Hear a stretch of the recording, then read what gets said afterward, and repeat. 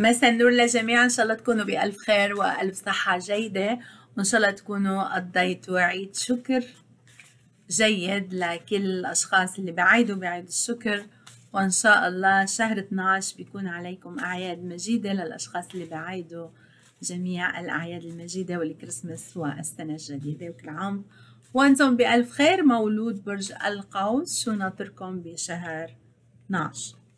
قوس على البرج العام، الأمور ضمن العائلة بدها إعادة نظر ومجهود أكبر للتفاهم، خصوصا الأشخاص اللي جرحوكم وتركتوهم أو تركوكم.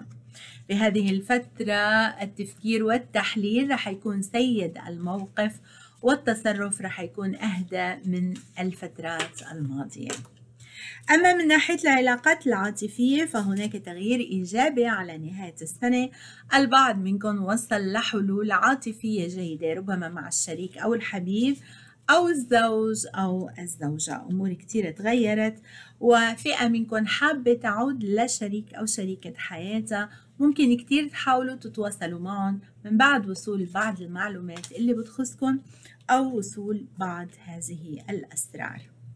على صعيد المال والأعمال الأمور ستزدهر من نهاية السنة إلى بداية السنة الجديدة.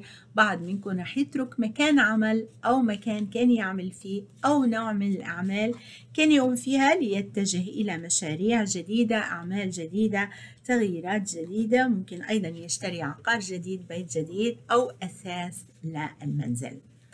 قوس، شهر جيد ورائع بالنسبة لكم، تغييرات كتير إيجابية وفترة حاسمة لقلب حياتكم رأسا على عقب من أجل النجاح. عندكم نجاح كتير كبير، حاولوا تكونوا أكثر اجتماعيين وتتفقوا مع الجميع.